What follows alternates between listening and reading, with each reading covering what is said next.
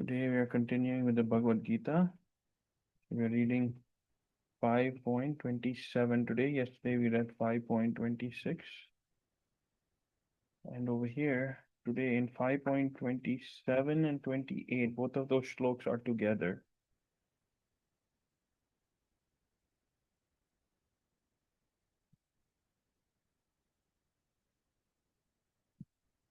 Over here you can see that over here Krishna is continuing to say, so in yesterday's shloka Krishna was talking about how if one is free from anger and material desires, who are self-realized, self-disciplined and constantly endeavoring for perfection, are assured of liberation in the supreme in the very near future. Right? And today Krishna is continuing to tell Arjuna that, and the chapter again is Karma Yoga. So this is called Karma Yoga. That shutting out all external sense objects, keeping the eyes and vision concentrated between the two eyebrows, suspending the inward and outward breaths within the nostril, and thus controlling the mind, senses, and intelligence. The transcendentalist aiming at liberation becomes free from desire, fear, and anger. One who is always in this state is certainly liberated. So over here, actually, this is the method of chanting, of how we should be chanting, right? This is the way Krishna is saying that all external sense objects should be shut out.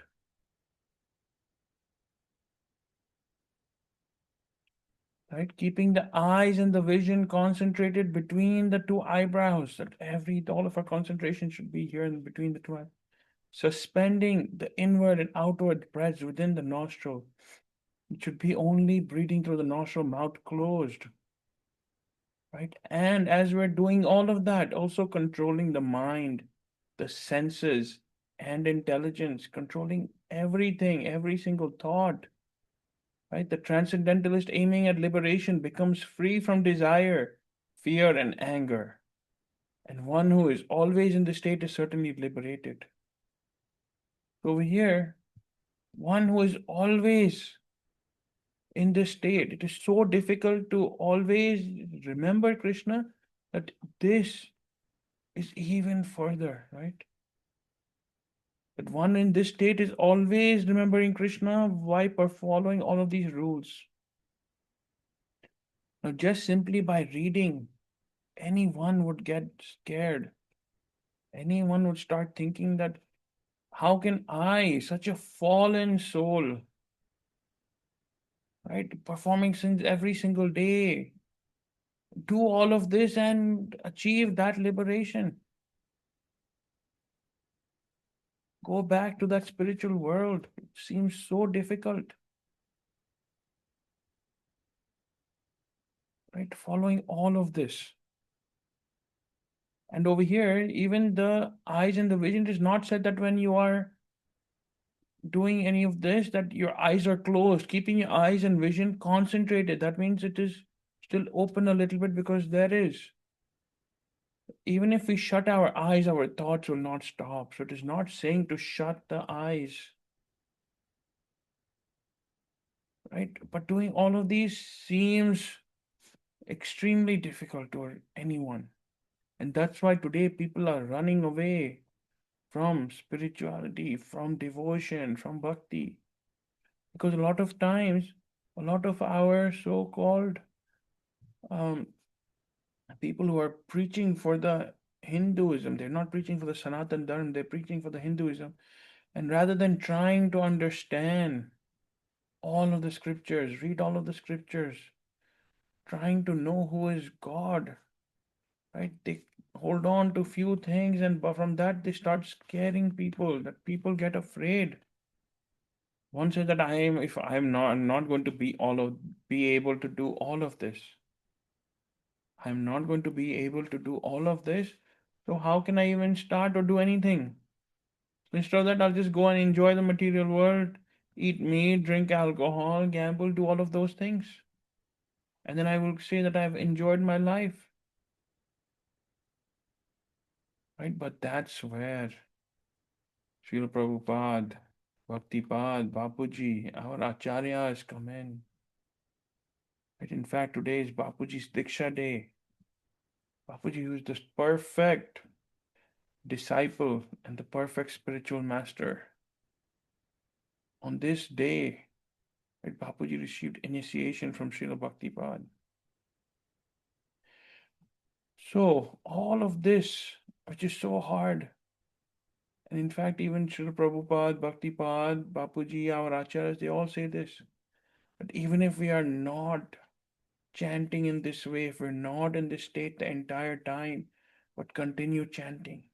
Because even if we are chanting inattentively, or our thoughts are coming and going, or we cannot sit in one place and chant, we cannot follow all of these principles, right? The chanting will, of the name will have its effect, just like it did on Ajamal. Right? Everyone knows the Katha of Ajamal. When Ajamal was about to leave his body, he began to call his son Narayan, Narayan. But who came? The Vishnu Dutas came. Right? The servants of Lord Vishnu came to take Ajamal away. Not the Yamaduts. The Yamaduts were taking him away. They said, we have the order to take Ajamal. Right? But the Vishnu Dutas defeated the Yamadutas.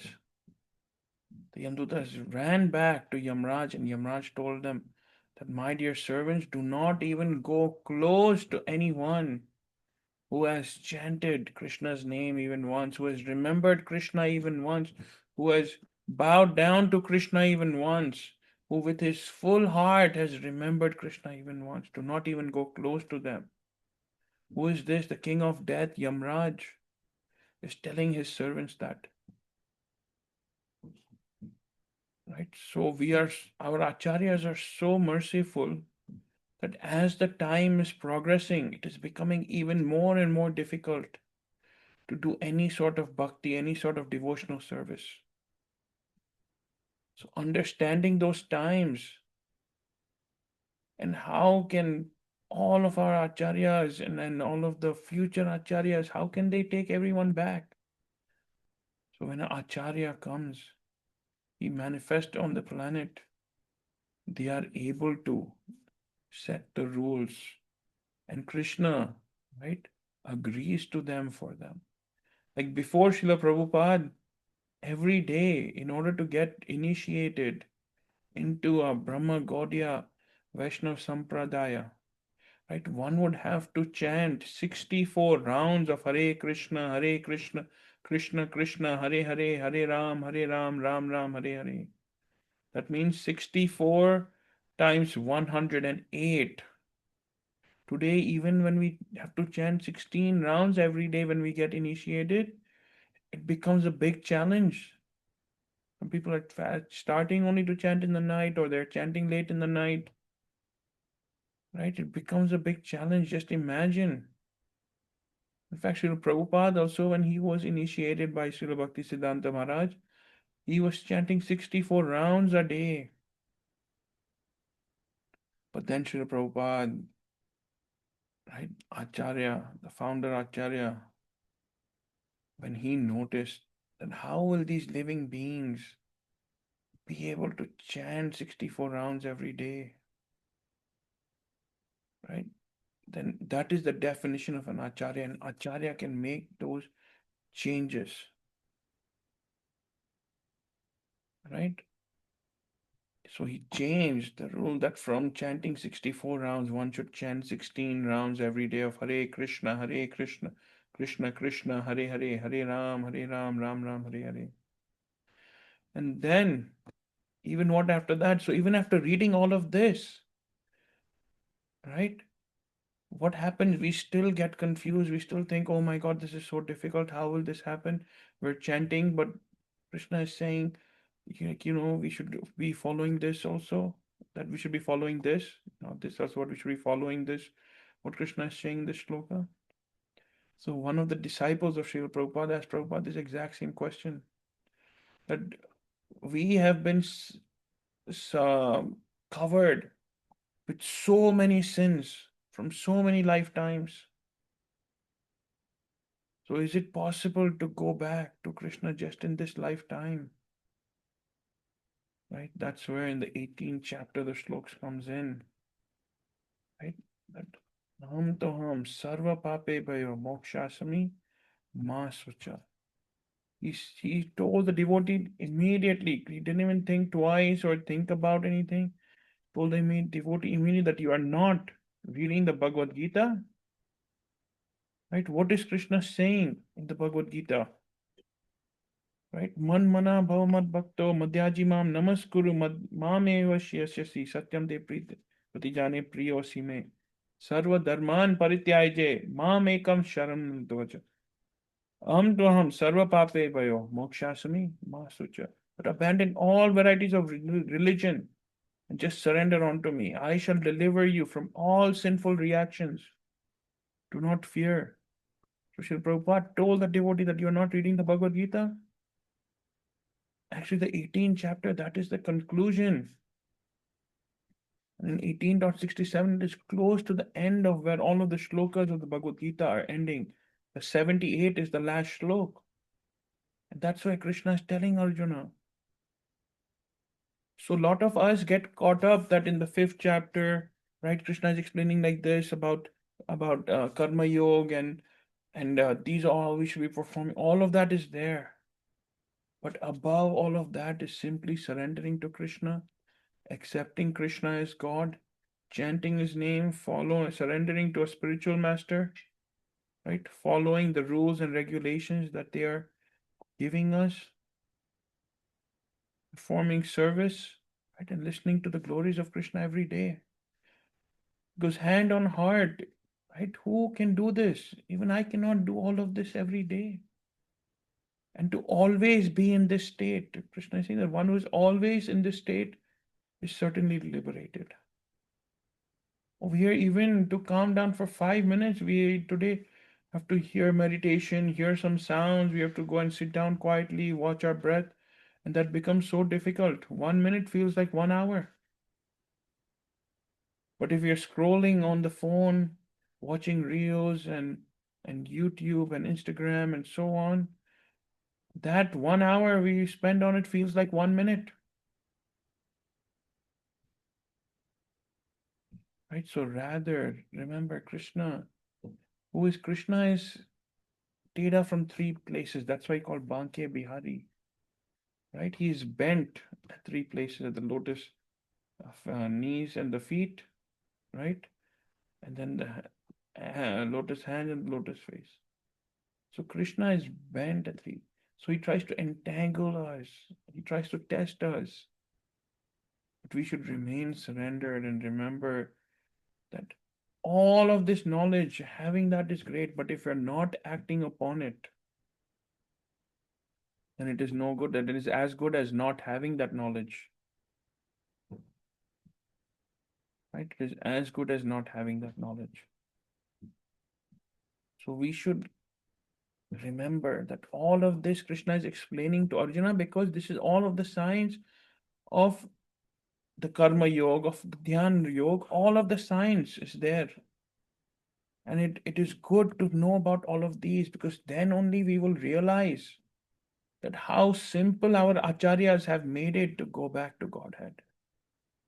How simple the acharyas have made it to get out of this cycle of birth and death. A lot of people don't even know that there is a cycle of birth and death. Right? They don't even know. They think that this is the only birth we just enjoy and we have received this to enjoy. But no, we have to go somewhere from here. Where is that place? To try and understand from the scriptures. Because we have certainly come from somewhere. Do we know where we came from? We don't even know that. But we came from somewhere. Right? Everybody agrees to that because we're all born, we're all living in this body, we're all on this planet. Right? So it is not that we just magically appeared. We came from somewhere, right? And now we have to go somewhere too. So let's work on understanding that where do we have to go? And Krishna is telling Arjuna all of these processes, that how one can become free through karma yoga. But it seems so difficult. So let us appreciate how simple Guru and Krishna have made this process for us. But simply by chanting Hare Krishna, Krishna Krishna, Hare Hare, Hare Ram, Ram Ram, Hare Hare, right? This will be our last word. Simply by chanting that, following the regulative principles, performing service, serving Krishna, serving Guru Maharaj, right? This will become our last birth. Versus if we have to follow this path, it is harder, longer, will take many more births, and so on. And now that we have received this chance, don't lose this. Right? We should appreciate how simple our acharyas have made this for us. And that too in this Kali Yuga, although it is stated to be, right, as one of the yugas where all of the sinful activities will be at its peak. But on the opposite end, right, it has become very easy to go back to Godhead in this Kali Yuga. There's no other yuga where it is this easy to go back to Godhead. So let us all take advantage of that, continue to chant, serve, and listen to Hari Katha and be happy. So we'll end that with that here today. Continue tomorrow. Before we end, we'll chant together Hare Krishna, Krishna Krishna, Hare Hare, Hare Ram, Ram Ram, Hare Hare, Hare Krishna, Krishna Krishna, Hare Hare, Hare Ram, Ram Ram, Hare Hare, Hare Krishna, Krishna Krishna, Hare Hare, Hare Ram, Ram Ram, Hare Hare. Shri Shri Radha Vrindavan Chandra Bihari Lal Ki Jai Ho. Nitai Gaur Hari Bol Jai Jai Shri Radhe, Jai Jai Shri Radhe, Jai Jai Shri Radhe. Hare Krishna.